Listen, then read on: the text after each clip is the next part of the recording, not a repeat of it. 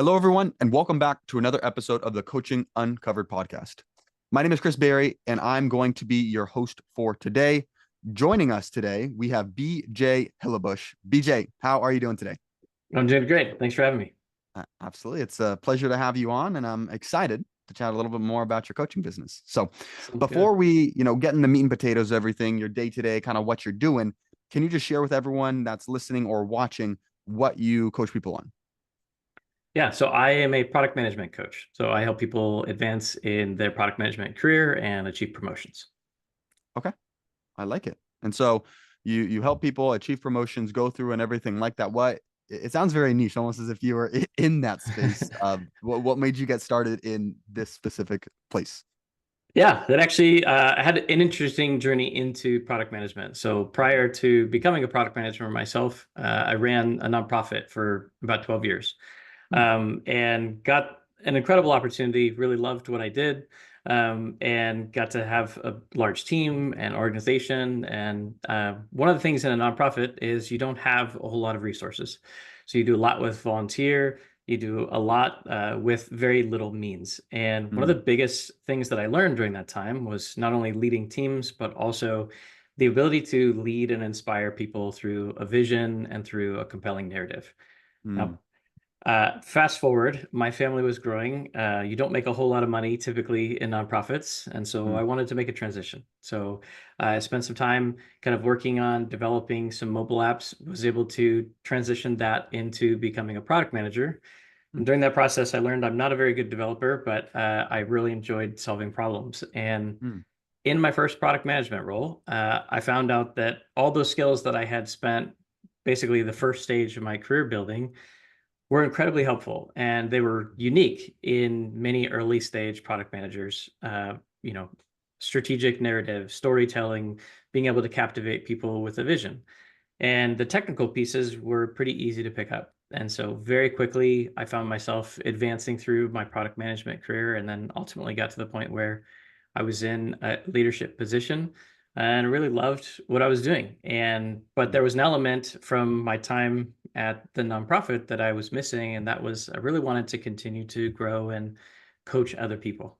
I Hmm. had so many mentors and coaches in my life that helped me advance my career, and I wanted to be a part of that. And so Hmm. I started looking for other coaches that I could kind of do part time with and help out. And I ended up pairing up with Shobit at Intentional Product Manager and became a part time coach with him. And then through that experience, kind of got to the point where I decided I wanted to launch my own thing and focus specifically on helping other product managers advance in their career. Yeah. Huh. Well, it sounds like it's a whole thing. It's funny how the journey happens of just like Yeah. it's not necessarily what you're looking for, right? You're like, okay, I'm gonna do this, No, and then you ascended into this, and you're like, well, wait, this actually is more in alignment with what I like and everything. So for sure. Yeah. it's funny how that happens. Uh, Question I do have for you. So obviously, you've been going through, you've been helping. There's especially for coaches that are newer, they typically see either one of two things, and it's typically more of this first one of like the beautiful aspects of a coaching business, right? Like Right. what's really great and everything. So the two questions I have for you is what has been your favorite part of owning your business, and then there's what it's uninformed optimism, and then you continue going down, you essentially what you call the valley of despair, because you're like, oh my gosh, like this is actually harder than I thought it was, right? For So sure. what are some of the favorite aspects of running your coaching business, and what have been some of the most challenging parts of running your coaching business? Yeah, I would say my favorite part, so much of product management is taking ownership of a product and bringing things from 0 to 1. And so, to be honest, starting a business is really natural for a product manager. Oftentimes at different companies, you don't have full control ownership of the product. People say a product manager is the CEO of a product. That's not actually true. You don't have full absolute control, even if you have ownership. And so I would say my favorite part has been that. It's been that the business only grows if I invest in it.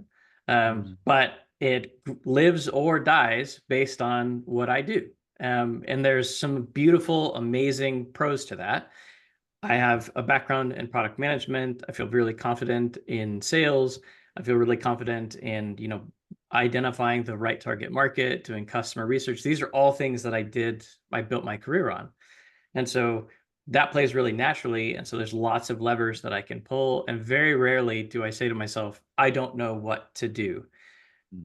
Now, the flip side, the challenging side is there's always so much to do when it's your business, and there's nobody else that you can pawn it off on. Or so the things that I'm not good at or that I know I'm procrastinating, there's nobody there to say, hey, like you need to make this happen and you need to get it done. And I would say that's the challenging part is that you're responsible for everything, and that means that you're responsible for everything. And if it doesn't happen, you can't blame anybody else.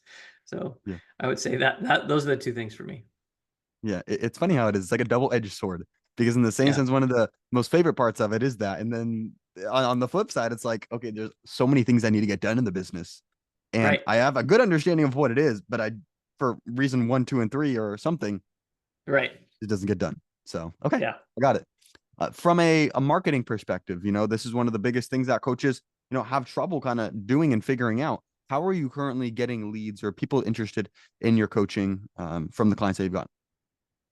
Yeah, I would say there's really two things. One has been referrals just Mm. from relationships that I've built in because I'm in the field. I'm coaching in the field that I was already working in. So Mhm. I would say that's probably been the most prominent.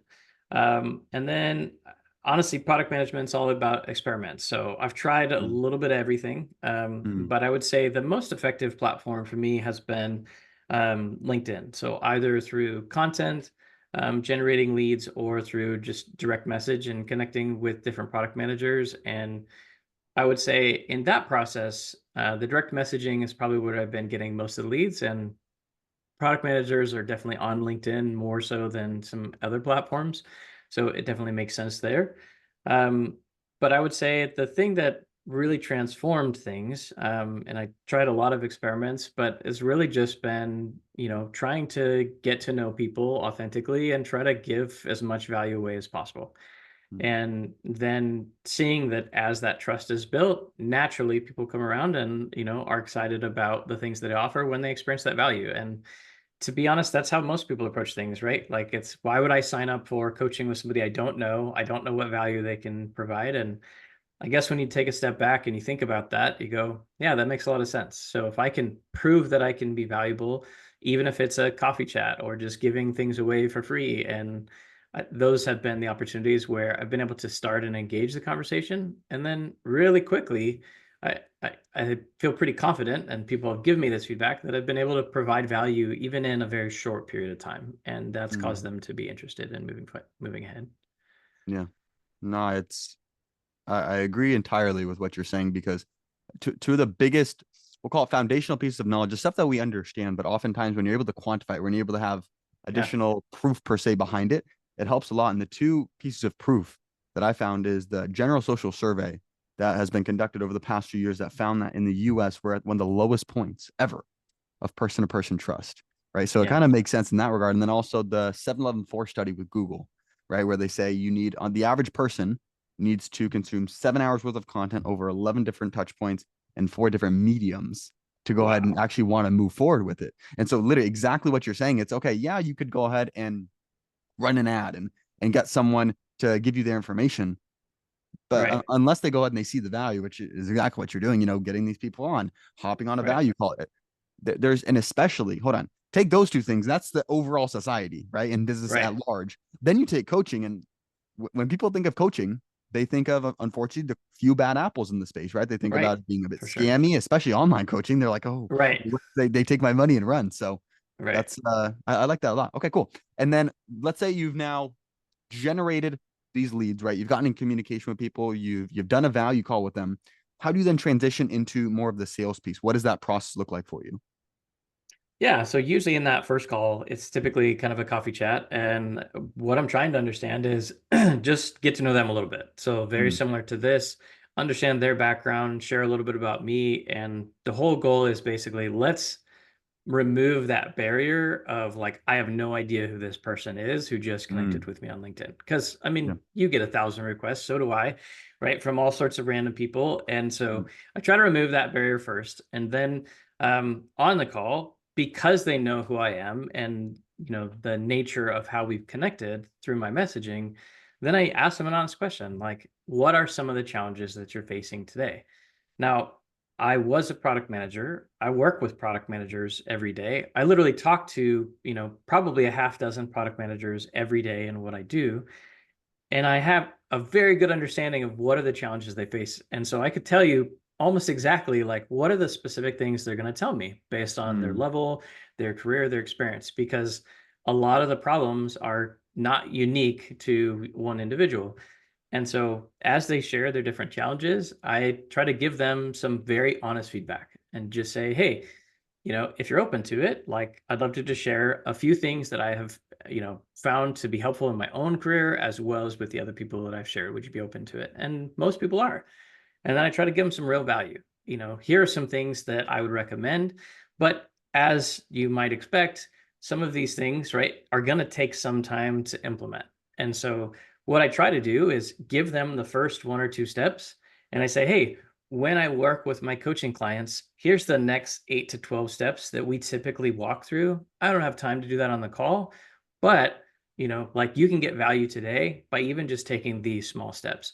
And I try to go through the different pain points that they share. And I literally give them the first or, one or two steps of the 12 steps I would exactly walk my clients through and just say, hey, if this has been value to you and you want to know more, like this is what I do. Exactly what we're experiencing right now. This is what I mm, do. And if that's of interest to you, I'd love to have more conversation. And then mm, by the time they're getting back on a call, they've already had value. They've basically mm, already received a coaching call and they kind of know what they're signing up for. And then at that point, I make the ask. And sometimes I can make the ask on the first call if they ask me about it, but I try to be genuine and just saying, hey, I'm going to try to provide value with no big ask. This was a coffee chat, so it's not a sales pitch. And almost every time people come back, they book another call and they say, hey, like this has been valuable. I want to have a follow-up call. So mm. yeah, that's what I've been doing. Yeah. Okay. I like that. And it's very value centric.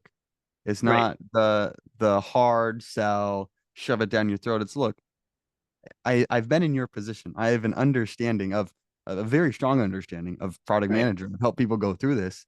And I just want to go ahead and give you the tips that you can use it, regardless of whether that means we work together at a higher level or I just want to go ahead and give you a piece of value. So I like that Yeah. a lot. So let's say you've gone through that process, you have reached out to them, you've got the value call, you've got them essentially on a sales call, they're closed on it. What are some of the biggest things that you do in order to keep your clients happy, to keep them getting results and just overall making sure that they stay with you, longer term and just overall staying happy essentially within your delivery?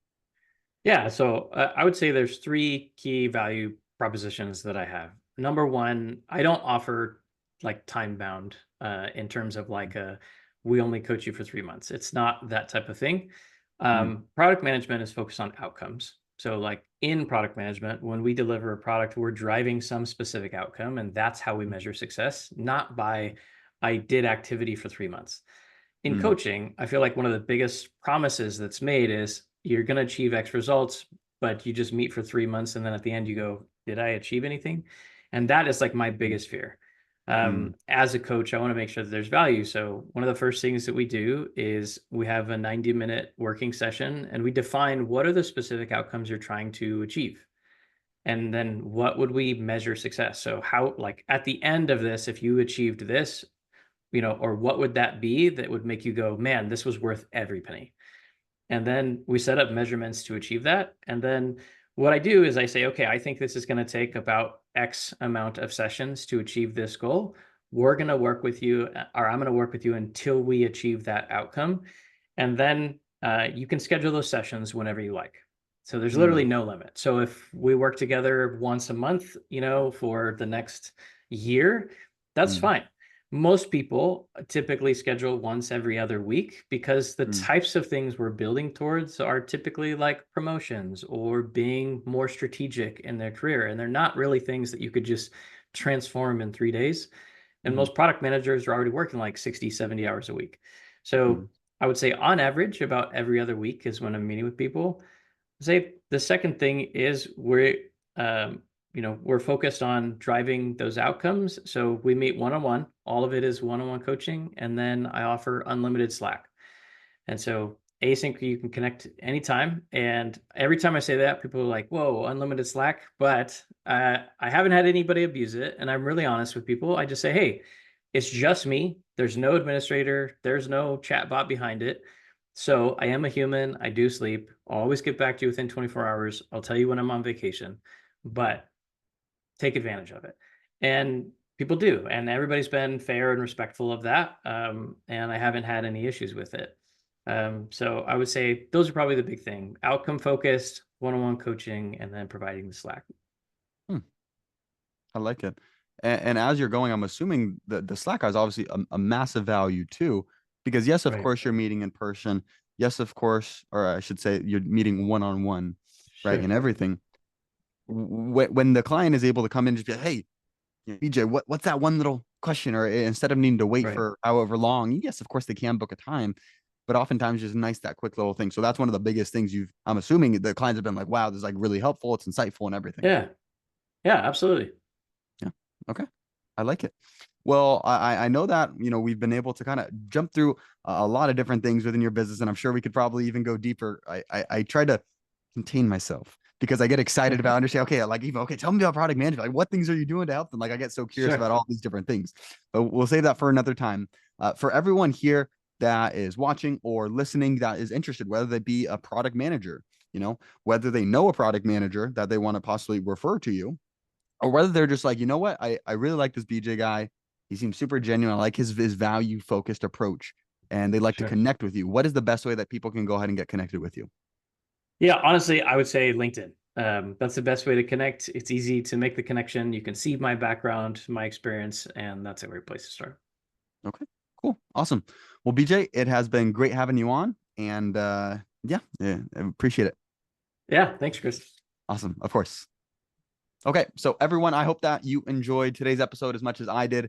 You can tell with BJ where his heart is and where his focus is, right? It's a very value driven first approach, and even as he said, it's nothing extraordinarily crazy. It's getting in communication. First of all, one thing that really stood out to me with BJ, yes, of course he has the background, but you can tell he has such a strong knowledge of his ideal client, of the problems that they face, of all the things that they need to do, and even the questions they have inside of their head. So as he's reaching out to people, as he's providing value, he's able to really speak to those things. So that's something that really stood out that I took away from this. And then number two, as I just touched upon a second ago as well, that value first approach. Because I know we talked about it very briefly in today's environment. It's so much distrust. So especially in the online coaching space, people are very skeptical to go ahead and do that. So I really enjoyed BJ's approach in doing all of that. And I hope that you guys were able to get as much value as I did out of this episode of the podcast. So with that said, this is going to wrap everything up. If you're not already subscribed, please make sure you subscribe. And we'll see you guys on the next episode of the Coaching Uncovered podcast.